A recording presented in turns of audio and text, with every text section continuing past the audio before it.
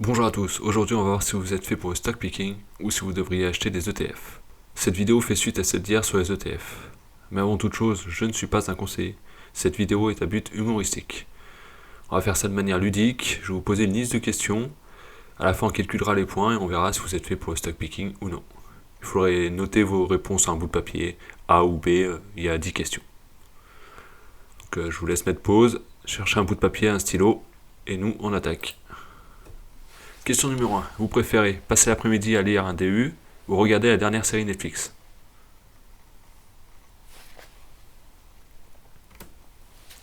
Question numéro 2. Vous préférez sortir par la troisième fois de la semaine avec vos potes ou écouter en conférence call? Question numéro 3. Vous passez moins de 30 minutes à analyser une entreprise avant de l'acheter ou des heures à faire des recherches avant d'acheter une action? Question numéro 4. Sur YouTube, vous regardez essentiellement, plus de 50% du temps, du contenu bourse ou investissement, ou B, du contenu divers. Question 5. En bourse, vous suivez la foule ou vous êtes plutôt contrariant?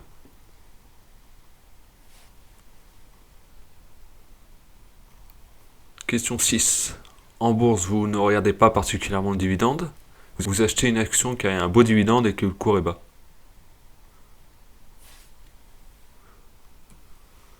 Question 7. Qu'est-ce qui vous excite le plus? Attention, il y a un piège. Margot Robbie dans son bain ou le rapport annuel de LVMH?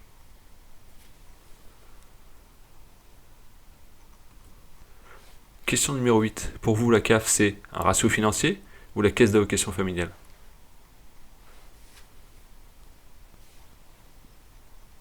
Question numéro 9. Vous avez déjà mis 5% de votre portefeuille sur une action sans avoir lu son dernier rapport annuel?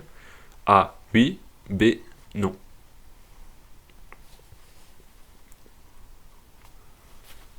Et question 10. Quand le marché et votre portefeuille sont rouges, vous êtes serein, vous connaissez bien vos entreprises? Ou B. Vous paniquez?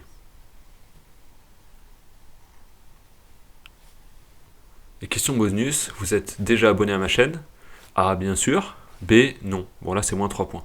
Mais vous avez encore le temps de vous abonner, je dirais rien.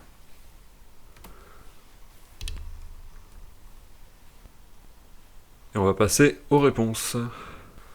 Question 1. Évidemment, vous pouvez profiter de la vie. Vous n'êtes pas obligé toujours à être sur du contenu bourse. Mais si vous passez tous vos après-midi à regarder des séries Netflix ou toutes vos soirées, ça va être compliqué.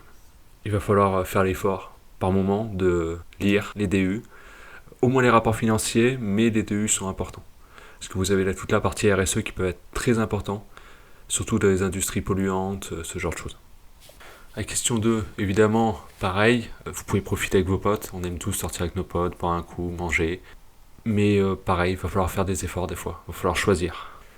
Question 3, c'est assez logique, hein. Si vous achetez une entreprise après moins de 30 minutes à l'analyser, vous avez peu de chances de réussir à long terme.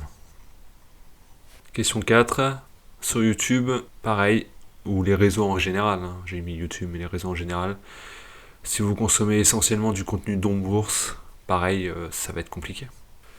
Question 5, est-ce que vous suivez la foule ou est-ce que vous êtes plutôt contrariant?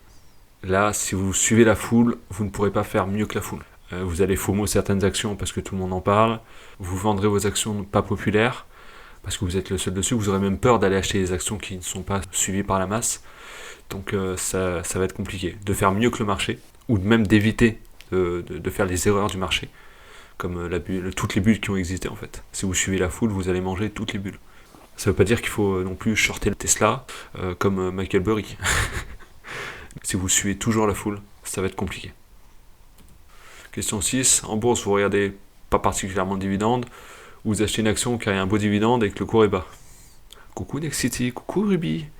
Alors je comprends que certains soient niveau dividende, parce qu'ils veulent une rente, tout ça, mais il faut pas regarder que ça. Vous pouvez pas regarder que ça.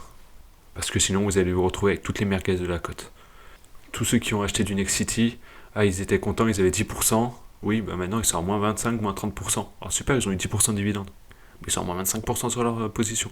Ruby, pareil, tous ceux qui ont commencé à 30 euros, 27, 25, 20, qui ont renforcé petit à petit, il y a un dividende, il y a un dividende. Déjà, pour moi, ce dividende va être coupé, mais et surtout, voilà, si le marché punit une entreprise aussi longtemps, il y a peut-être un souci. Et le dividende, voilà, si vous êtes à moins 30% sur votre ligne, vos 8% de dividende, ça va pas faire grand-chose. Question 7, il y avait un piège. Qu'est-ce qui vous excite le plus entre Margot Robbie dans son bain et le rapport financier?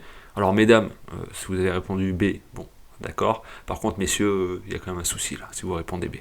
Donc la réponse était bien évidemment A, Margot Robbie. Question 8, pour vous la CAF c'est un ratio financier ou la caisse d'allocation familiale? Si vous avez répondu B, il y a un petit souci quand même. La CAF c'est évidemment la capacité d'autofinancement. Question 9, vous avez déjà mis 5% de votre portefeuille sur une action sans avoir lu son dernier rapport annuel? Oui ou non? Bon, voilà, on l'a déjà tous fait, plus ou moins. Moi le premier, donc voilà, ça peut arriver, mais faut éviter. Vraiment, faut éviter. Question 10, quand le marché et votre portefeuille sont rouges, vous êtes serein ou vous paniquez? Si vous paniquez, c'est que vous n'avez pas fait votre travail sur les actions. Ou, peut-être que vous avez fait votre travail, mais vous n'avez absolument pas la psychologie pour investir en bourse. Et là, vous devriez peut-être, je sais pas comment faire à ce niveau-là, dire à votre femme de changer le mot de passe, pour pas que vous puissiez vendre quand vous paniquez, ou acheter n'importe comment, ou voilà, faire n'importe quoi. Voilà, j'ai pas trop de solutions là. Si c'est psychologiquement que vous n'arrivez pas à tenir, ça va être compliqué. Et la question bonus, encore une fois, vous avez encore le temps de vous abonner, sinon c'est moins 3 points. Donc si vous avez entre 0 et 5 points, vous devriez peut-être acheter un ETF. Ou alors il va falloir vraiment bosser. Si vous avez entre 6 et 8 points, vous êtes sur la bonne voie, mais il faut travailler encore. Si vous avez entre 8 et 10 points, vous avez quand même de grandes chances de gagner de l'argent en bourse en faisant du stock picking. Et si vous avez 11 points, je vous envoie Margot Robbie. Évidemment c'est faux. Mais par contre, je vois pas trop ce que vous faites sur ma chaîne si vous êtes à 11 points là. Parce que vous avez sûrement pas besoin de ce que je partage. Donc voilà, ça sera tout pour cette petite vidéo ludique, marrante j'espère. Et n'hésitez pas à me donner votre score en commentaire. Et puis de toute façon, on peut tous s'améliorer, on cherche tous à s'améliorer tous les jours, à être meilleur. Donc même si en réalité, même si vous avez 3 points, vous pouvez vous améliorer. C'est à vous de décider. On a tous commencé à zéro d'ailleurs, on n'avait aucune notion, on n'avait rien. On a tous commencé à zéro. Et certains aujourd'hui sont très bons, d'autres n'ont pas trop évolué, mais voilà, c'est qu'une question d'envie et de travail. Et de temps, évidemment. Mais tout le monde peut réussir. Si vous avez envie, vous pouvez réussir. Et nous, on se retrouve dans une prochaine vidéo. Allez, à la prochaine.